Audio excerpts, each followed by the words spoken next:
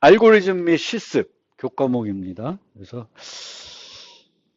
보통 컴퓨터 공학에서 뭐 지금 AI 시대이긴 하지만 컴퓨터 공학에서 원래는 프로그래밍 언어를 학습하고 그래서 프로그래밍을 기본적으로 할 줄 알아야 되겠죠. 문법을 알고 그 다음에는 이제 자료 구조를 여러분들이 배워요. 그 다음에 이제 자료 구조를 배우고 나서 이제 알고리즘을 배우는 거예요. 그래서 알고리즘에서 뭘 배우냐면은 알고리즘을 설계하는 방법을 배우는 거예요. 그 다음에 내가 만든 알고리즘을 분석하고 성능을 분석하는 그런 거를 이제 배우는 그런 것이 이제 이 수업의 핵심이 되겠습니다. 그래서 여러분들이 이 알고리즘이라는 거는 뭐 홀로 어떤 목적을 달성하기 위해서 수행하는 일련의 단계이고요. 알고리즘과 우리가 비교하는 게 이제 프로토콜이라는 게 있어요. 그래서 프로토콜은 혼자 하는 게 아니라 뭔가 여러 명이서 이제 주고받고 보통 우리가 생각하는 게 이제 통신 프로토콜이고 통신 프로토콜은 이제 메시지를 주고받아서 어떤 목적을 달성하는 건데 알고리즘은 그냥 혼자 누군가가 혼자 뭔가 수행을 해가지고 달성하는 거고요. 우리가 살펴볼 이제 알고리즘들은 어떤 문제를 해결하는 알고리즘들이에요. 컴퓨터 공학에서는 이런 문제들, 컴퓨터 관련된 알고리즘은 입력과 입력에 기대하는 출력을 가지고 문제를 정의하게 되겠고 우리가 만든 알고리즘은 이 입력을 받아서 기대하는 출력을 줘야 되겠죠. 그래서 여러분들이 프로그래밍 경시대 사이트 같은 것들을 써봤으면 거기에 나오는 문제들이 주어지죠. 그럼 거기 이렇게 입력과 출력이 주고 뭔가 코드를 해서 통과를 시켜야 되는데 그때 여러분들이 만드는 그 코드가 바로 이제 알고리즘이 되는 거죠. 그 문제를 해결하는 알고리즘이 되겠습니다. 그래서 알고리즘은 명확해야 되고 유한해야 되고 정확해야 됩니다. 그래서 알고리즘 우리가 서술을 하면은 요때 뭐 해야 된다 이게 명확해야 되는 거죠. 요거 하고 나서 뭘 해야 되는지가 모호해. 그럼 그거는 이제 알고리즘이라고 할 수가 없습니다. 명확해야 돼요. 그 순서들이 어떻게 뭘 해야 되는지가. 그리고 알고리즘은 수행하면은 결국에는 종료를 해야 되겠죠. 종료를 안 하면 안 되는 거예요. 그래서 유한한데 종료를 안 하지만 너무 오랜 시간이 걸릴 수도 있어요. 막 컴퓨터 돌렸는데 10년이 걸려. 그럴 수도 있죠. 그래도 종료는 하겠죠. 언젠가는. 그렇지만 그런 알고리즘은 우리가 유용하게 쓸 수는 없겠죠. 그래서 보통 프로그램 경시대회에서는 이 알고리즘이 성능을 요즘 또 이제 AI가 나와서 좀 달라질 수는 있겠는데 예전에는 이 알고리즘 분석해서 얘의 성능을 평가를 못하니까 지금도 그렇지만 보통 어떻게 측정하냐면 시간을 측정해요. 그래서 1초 이내에 뭔가 답이 나오면 얘는 맞다. 뭐 이렇게 해야 되는 거죠. 그래서 1초 이내 정도 어떤 답을 주면 우리 입장에서는 빠르네, 괜찮네 이렇게 느끼는 거고 뭐 몇 분 걸리면은 이건 너무 느리다 이렇게 느끼는 거죠. 피부적으로. 그런 식으로 알고리즘은 어쨌든 입력을 주면 뭔가 이제 출력을 어떤 제한된 시간 내에 이제 줘야 되겠죠. 그리고 이제 정확해야 됩니다. 즉 기대하는 출력을 줘야지 뭐 내가 기대하는 것과 전혀 엉뚱한 답을 주면은 알고리즘으로서 별로 의미가 없겠죠. 도움이 안 되겠죠. 물론 이런 세 가지 조건을 만족하지 않은 것들은 그럼 알고리즘이 아니다라고 하진 않아요. 걔네들도 알고리즘일 수 있는데 우리한테 의미 있는 알고리즘은 안 되겠죠. 그래서 이런 이제 알고리즘을 우리는 이번 학기에는 요 설계하는 방법을 배우게 됩니다. 어떤 문제가 주어졌을 때 이 알고리즘, 이 문제를 해결하는 알고리즘을 어떤 식으로 설계할 건가. 근데 실제 보면 설계하는 방법은 많이 있지 않아요. 되게 제한적이에요. 물론 문제는 매우 다양하고 많죠. 근데 그 문제를 해결하는 방법은 되게 어떤 설계 기법은 되게 제한적이다. 이런 문제들에 대한 설계를 배우는 게 이제 이 수업의 거의 핵심이 되겠는데 이런 걸 이제 배우다 보면은 우리가 이제 어떤 문제 많은 문제들을 이제 접하게 될 거예요. 많은 문제들을 해결해 보고 알게 될 건데 거기에는 되게 우리 컴퓨터 공학에서 유명한 문제들이 있어요. 뭐 여러분들이 이미 알고 있는 문제들도 있죠. 뭐 정렬 문제라든지 선택 문제라든지 검색 문제라든지 뭐 이런 건 이름만 들어도 뭘 해야 되는지는 알겠죠. 그런 거 말고도 뭐 TSP 문제라고 해서 웹판호 문제 이런 것들이 컴퓨터공학에서 되게 유명한 문제들이에요. 그래서 이런 문제들을 이제 알게 되는 거죠.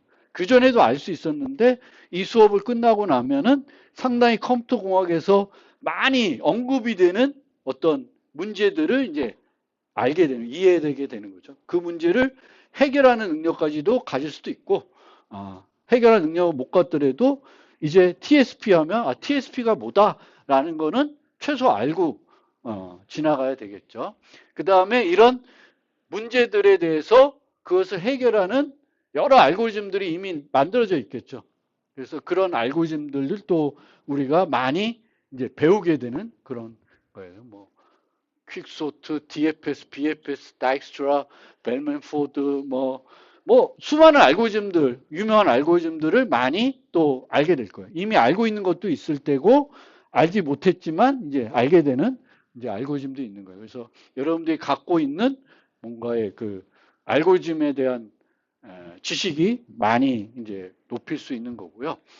요 설계하는 방법들을 조금 간단하게 이제 좀 더 자세히 매 챕터별로 이제 살펴볼 건데 좀 설명을 드리면은 가장 뭐 저거는 어떻게 보면 당연한 방법이죠. 전수조사하는 것. 모든 경우를 다 해보면 돼요. 근데 모든 경우를 다 해보는 코드를 짜는 게 쉬울까? 그것도 쉽진 않을 수 있어요. 근데 저거를 잘 할 수 있어야 돼요. 전수조사하는 거를 나름대로는 쉽게 만들 수 있어야 그 다음을 뭔가 할 수 있거든요. 그리고 이 전수조사하는 알고리즘은 항상 그렇진 않지만 대부분 어떻게 했잖아면 재기적으로 작성을 해요. 재기적으로 작성한다는 것은 이제 똑같은 함수를 계속 반복적으로 호출하는 거죠. 근데 호출하는데 문제의 크기는 줄어들겠죠. 줄어들어야 이제 그 결국 종료할 테니까 처음에 크기가 n이었는데 그 다음에는 n-1, n-2 이렇게 줄어들어가면 이제 찾을 수가 있는 거죠. 내가 찾고자 하는 거를. 그게 전수조사입니다. 근데 이 전수조사한다는 거는 언제만 유용하겠어요? 경우의 수가 적을 때만. 그렇죠? 경우의 수가 너무 많아. 내가 해봐야 되는 게 뭐 여기서 저기 뭐 태양까지야. 그러면 안 되겠죠. 해봤자 의미가 없는 거죠. 그래서 경우의 수는 물론 컴퓨터가 하는 거니까 내가 손으로 하는 건 아니지만 컴퓨터로 하는 거니까 상당히 큰 것도 전수조사에서 답을 1초 만에 얻어낼 수 있지만 이제 정말 큰 것들, 큰 문제들은 전수조사가 안 되는 거죠. 그래서 전수조사가 안 될 때 이제 그 다음으로 넘어오는 것들이에요. 그 다음에 바로 게 분할 정복. 분할 정복은 쪼개서 해결하는 거예요. 쪼개서. n개를 해결해야 되는데 이게 너무 크니까 2분의 n개씩 나눠서 해결하고 또 이걸 2분의 나눈다고 요 반만 갖고 해결하는 게 아니라 계속 쪼개겠죠. 쪼개서 가는 거예요. 그게 이제 합병정렬이라는 게 그런 식으로 쪼개고 쪼개고 쪼개다 보면 나중에 뭐만 남아? 하나만짜리만 남겠죠. 그럼 그 옆에 있는 하나짜리 두 개를 결합해서 정렬하고 그 다음에 두 개 모아서 네 개짜리를 만들고 네 개짜리 네 개짜리 결합해서 여덟 개짜리 만들고 이게 이제 분할 정복하는 거예요. 반씩 나눠서. 근데 분할 정복은 아주 막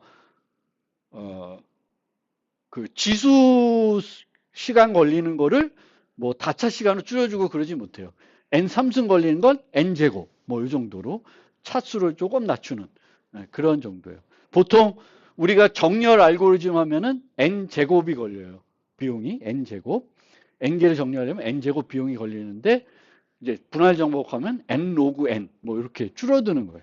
그래서 많이 줄어들지는 못해요. 분할 정복은. 그 다음에 이제 요거 좀 함수 기법 좀 이따 가고 탐욕적 기법이라는 게 있어요. 요 탐욕적 기법은 모든 경우를 해보는 게 아니에요. 어떤 특정한 것들만 하나씩 선택해서 가버려요. 근데 어떻게 선택을 하게 되냐면 가장 좋을 것 같은 걸 선택해서 가는 거예요. 근데 가장 좋을 것 같은 걸 선택해서 끝까지 가서 나온 답이 답이면 좋은데 답이 아닐 수도 있죠. 근데 그게 답이면은 뭘로 해결하면 돼요? 탐욕적인 기법으로 해결하면 돼요. 탐욕적인 기법은 선택을 그 순간순간에 가장 뭔가 어떤 기준을 가지고 가장 좋은 걸 선택합니다. 얘는 매우 빠르겠죠. 근데 문제는 뭐야? 모든 거를 탐욕적인 방법으로 해결을 못 합니다. 그래서 탐욕적인 방법으로 해결할 수가 없기 때문에 탐욕적으로 해결할 수 있는 것들은 전수조사보다는 이제 탐욕적인 방법을 해결하면은 되게 빠르게 문제를 해결할 수 있고요. 그 다음에 이제 나온 게 이제 동적 프로그래밍. 가장 알고리즘 설계 기법 중에 어렵다는 게 동적 프로그래밍인데 어떻게 보면 또 가장 쉬운 거일 수도 있어요. 동적 프로그래밍은. 그리고 결과 코드를 보면은 가장 또 라인 수가 적은 게 동적 프로그래밍일 수가 있습니다. 그래서 동적 프로그래밍은 어떻게 하는 거냐면 아까 분할 정복은 N개에서 2분제 N개 줄이고 이렇게 가는 거잖아요. 그거를 이제 탑 다운이라 그래요. 근데 동적 프로그래밍은 바텀 업을 합니다. 어떻게 해요? 크기가 1인 문제를 해결해. 걔 갖고 그 다음에 크기가 2인 문제를 해결해요. 그 다음에 3인 거 이렇게 점진적으로 작은 문제부터 해결해서 작은 거부터 내가 원하는 N까지 이제 가는 그게 이제 동적 프로그래밍이라고 합니다. 그래서 동적 프로그래밍은 요 작은 문제로부터 큰 문제를 해결하는 그 방법만 찾아내면은 아주 쉽게 해결할 수가 있는데 문제는 뭐겠어요? 그거 찾아내는 게 익숙하지가 않은 거예요. 여러분들이 많이 문제를 풀어보면은 이제 익숙해지면은 간단한 동적 프로그램 문제는 되게 기계적으로 쉽게 해결할 수도 있습니다. 근데 익숙하지 않으면 그거를 이제 찾는 게 어려운 거죠. 그 다음에 이제 전수조사는 아까 어떤 방법으로 우리가 썼냐면은 제기 방식으로 이렇게 그러니까 똑같은 함수를 콜하는데 뭔가 입력의 크기가 줄어서 이제 콜을 하는 거죠. 근데 이렇게 전수조사를 하다 보면은 똑같은 입력에 대해서 여러 번 호출할 수가 있어요. 그러면 그게 불필요한 비용이죠. 이미 3에 대해서 이미 해결했는데 또 어떻게 하다 보니까 또 3을 해결하고 있는 거예요. 그래서 그러려면 그거를 없애려면 어떻게 하면 되겠어요? 내가 3이라는 입력에 대해서 해결했다는 거를 기억하면 되겠죠. 기억을 해서 저장을 해놓습니다. 그래서 호출했는데 내가 이미 해결한 입력이야. 요 입력값에 대해서 이미 해결해놨어. 저장해놨어. 그러면 재개 호출하지 않고 바로 이제 거기서 끝나는 거예요. 그 재개 호출은. 그게 이제 메모이제이션이라고 해요. 그것도 동적 프로그래밍의 한 방법입니다. 그래서 아까 이렇게 작은 문제부터 하나씩 앞으로 가는 요 버텀 앞 방법을 테이블레이션이라 그래요. 왜냐하면 테이블에 이렇게 F1부터 F2, F3 이렇게 기록해 가면서 하는 거고요. 메모이제이션은 그냥 전수사 알고름 짠 다음에 얘 봤더니 얘는 다 좋은데 똑같은 놈들을 너무 자주 호출해. 그러면 메모이제이션을 그냥 기계적으로 적용하면은 되게 빠른 알고리즘이 되는 거예요. 그 다음에 요 대추적하고 분기 한정은 전수조사를 하는데 우리가 모든 경우의 수를 굳이 다 안 해봐도 되죠. 대부분의 경우에는. 그래서 요 대추적은 어떤 방법이냐면 많은 것을 어떻게 빠르게 배제하려는 거예요. 전수조사 알고리즘 짰는데 보니까 어떤 것들은 조사할 필요가 없어. 아니면 이미 내가 찾은 답보다 이쪽으로 가봤자 더 좋은 답을 주지 않을 것 같아. 그럼 굳이 해볼 필요가 없는 거죠. 그게 대추적이에요. 대추적 기법은 전수조사를 기계적으로 좀 만져가지고 불필요한 애들을 이제 걸러내는 거고요. 분기 한정도 비슷한 방법이에요.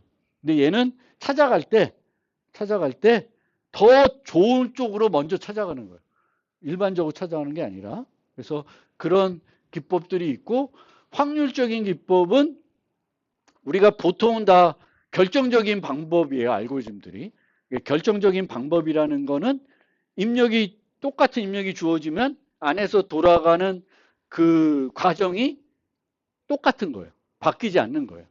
근데 이제 확률적인 알고리즘들은 입력이 똑같은 게 들어와도 그때그때 이 어떤 이루어지는 일들이 달라질 수가 있습니다. 그게 확률적인 알고리즘이에요. 근데 보통은 우리가 입력이 들어왔는데 똑같은 입력이 또 들어왔는데 이 한에서 하는 일들이 달라져. 그럼 결과가 달라진다? 그럼 어떻게 되겠어요? 그거는 여기 알고리즘 세계에서는 그렇게 되면 안 되는 거예요.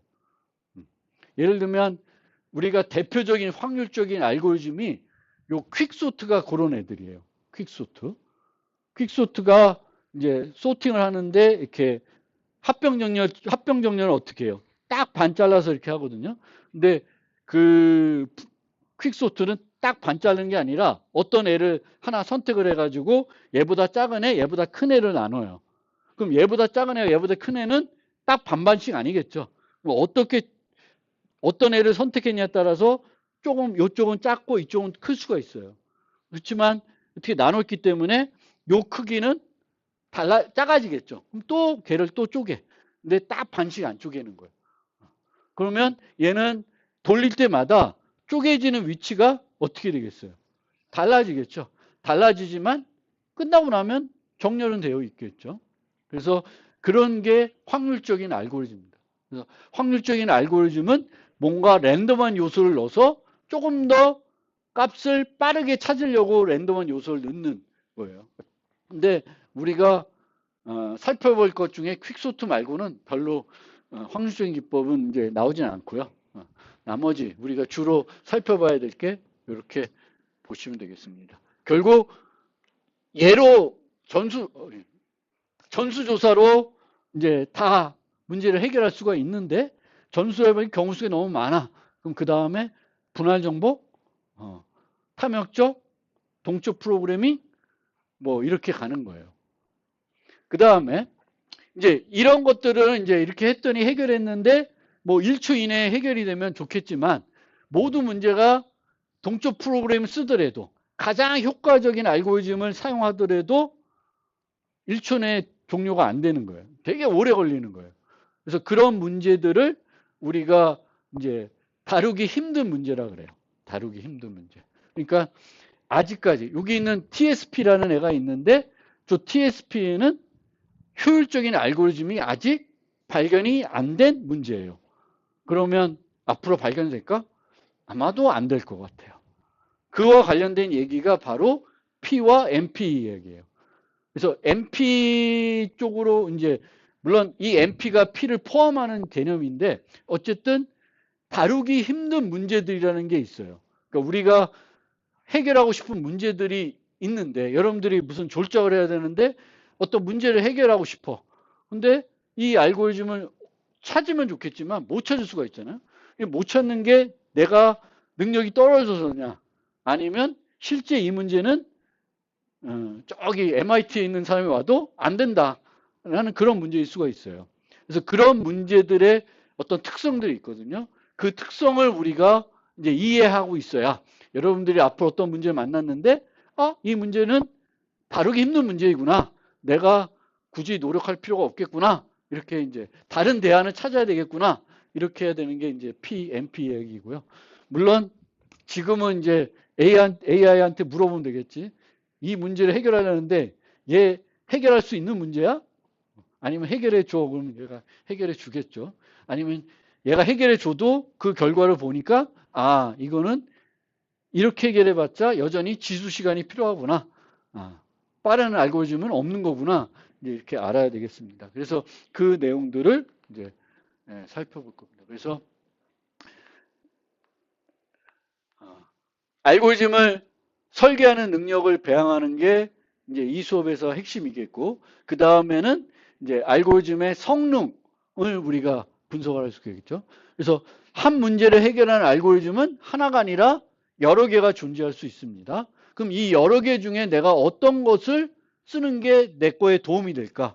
그거를 뭔가 선택할 수 있어야 되겠고, 그 선택하기 위해서는 뭘 할 수 있어야 돼요? 성능을 분석할 수 있어야 돼요.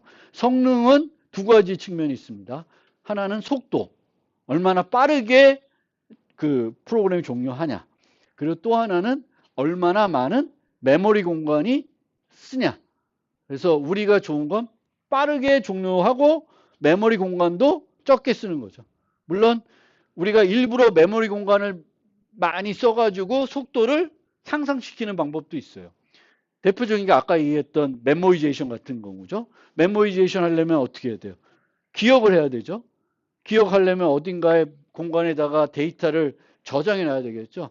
그러면 이제 공간은 더 많이 쓰는데 속도는 어떻게 돼? 빠르게 되겠죠. 그래서 내가 절충점을 찾아야 되겠지. 내가 쓰는 환경에서는 메모리가 너무 작아. 요만한 정부에 들어가는 소프트웨어. 근데 메모리 이만큼 필요해. 그럼 안 되겠지. 쓸 수가 없는 거예요. 그래서 이제 메모리를 얼마나 많이 쓰냐, 또 속도가 얼마나 많이 쓰냐. 보통은 속도에 주안점을 두는데 둘 다 우리는 시간 복잡도 공간 복잡도를 씁니다. 그 다음에 알고리즘의 정확성을 또 분석할 필요가 있어요. 특히 아까 봤던 것들 중에 요 탐욕적인 기법은 정확성을 증명할 수 있어야 돼요.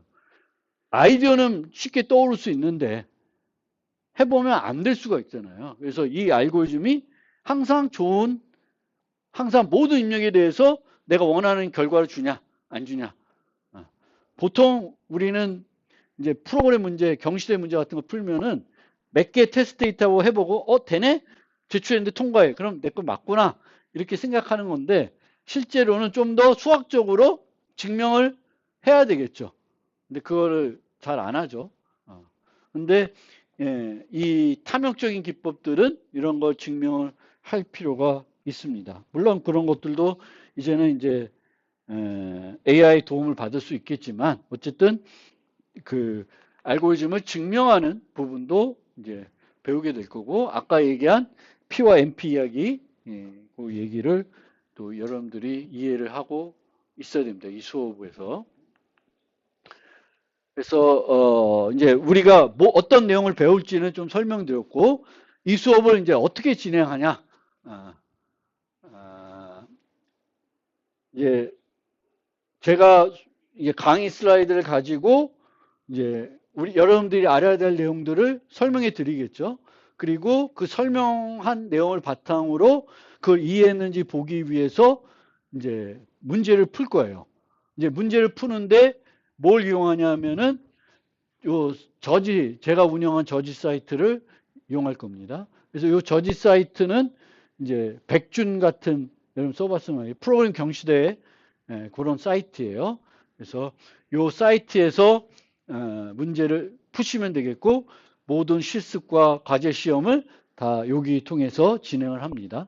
그래서 제가 그 LMS에 거기에다가 이제 저지 아이디를 달라고 요청했고 몇 분 이미 한 3분 정도 보내주신 것 같아요. 그래서 나머지 분들도 이제 이 수업을 들으면 요 저지 사이트에 가서 아이디가 없으면 만들어서 되고 있어도 그거 말고 요번 수업에서 그냥 따로 하나 쓸래 그래도 되고 뭐 어떻게든 해서 하면 돼요. 그리고 이제 문제를 풀 때는 C++, 파이썬, 자바 셋 중에 어떤 언어를 써도 상관없습니다. 근데 그 세 가지 언어로 제한이 돼요. 그리고 문제마다 다른 언어를 쓰셔도 상관없습니다. 이 문제는 이 언어가 더 편리할 것 같아. 그럼 바꾸셔도 돼요. 그건 여러분들이 그냥 자유롭게 선택해서 쓰시면 돼요. 어떤 게 편한지. 그래서 세 가지 언어로 하게 되겠고 과제 채점은 조교가 할 겁니다. 조교가 하는데 저는 여러분들이 과제를 제출하면 지금 몇 명 안 되지만 제출하면은 한 5분 정도 선택을 해서 제가 보고 피드백을 만들어 가지고 그 다음 수업에 와서 설명을 드릴 거예요. 어떤 것들이 문제가 있다, 뭐 이거 있다 그런 거가 되겠고 뭐 지금은 이제 또 2년 전하고 워낙 또 달라져 가지고 아마 챗GPT에 물어주면 이제 딱 만들어 주겠죠 코드를. 근데 그런 코드를 여러분들이 제출해서 쓰면은 별로 여러분들 학습에는 도움이 안 되겠죠. 그래서 여러분들이 어떻게 그걸 숙제를 할지는 여러분들 선택인데 이제 여러분들의 도움이 되는 방향으로 AI도 활용하면 좋겠고 뭐 코드를 내가 직접 짜보고 내가 뭐가 잘못된지 보고 또 다른 사람 코드도 보고 비교해보고 다 좋아요. AI가 만든 코드도 보고.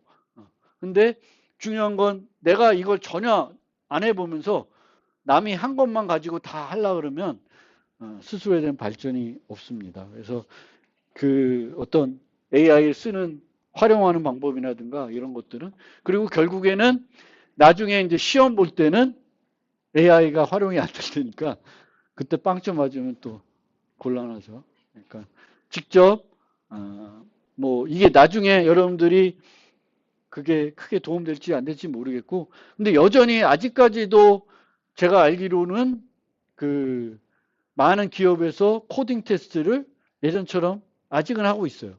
내년도 되면 어떻게 될지 모르겠지만 아직까지는 하고 있기 때문에 뭐 코딩 테스트 같은 걸 생각하시더라도 이 알고리즘 시간을 잘 그거를 대비하는 차원에서 되게 중요한 수업이 될 수가 있어요. 코딩 테스트를 준비하는 데 있어서 상당히 중요한 수업이 되겠습니다. 그리고 이제 저 사이트 주소가 좀 바뀌었지만 이제 그 LKS라고 하나 요즘은 뭐라시 사이트 있죠. 우리 학교 온라인 거기 가면 지금 다 올라와 있습니다. 그래서 제가 강의 슬라이드도 전체 조금 전에 올려놨고요. 강의 교재도 전체 올려놨어요. 그리고 이제 매주 이제 또 올릴 텐데 제가 1년 쉬면서 5번 봤나? 뭐 하여튼 상당히 많이 요번에는 보고 온 거야. 중간중간에 또 바뀔지 안 바뀔지 안 바뀔 것 같긴 한데 뭐 조금씩 수정할 수는 있겠죠. 그렇지만 이제 전체적인 거 이미 드렸으니까 참고해서 활용을 하시면 되겠습니다.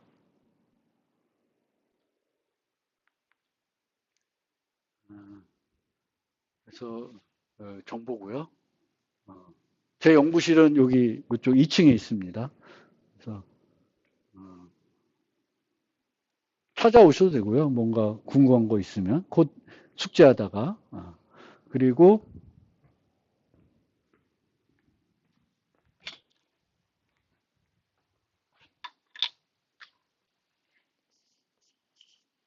보여요?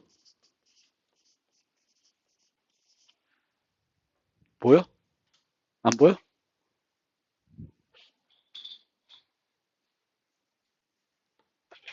다른 걸 쓰면 잘 보이나?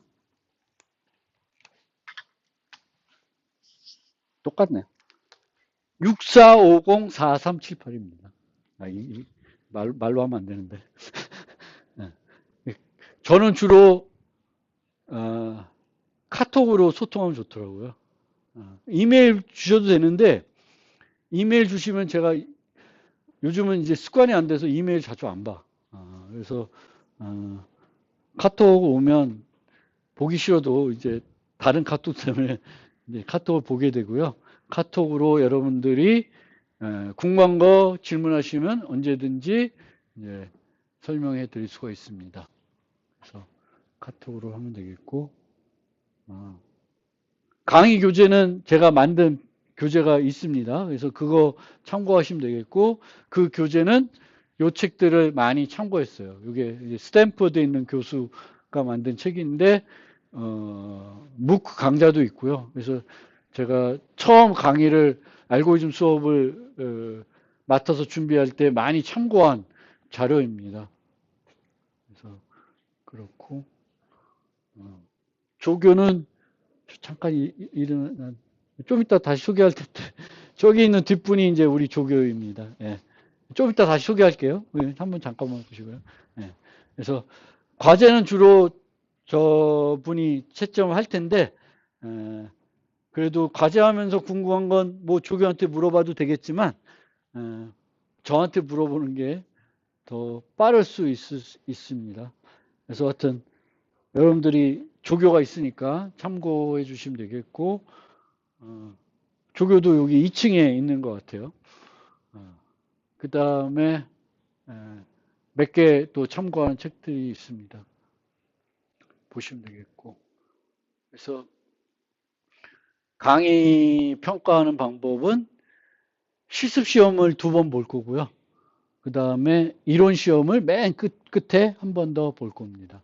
그래서 실습 시험 2번 보는데 실습 시험은 다 저지 사이트를 이용해서 시험을 보게 될 거고요.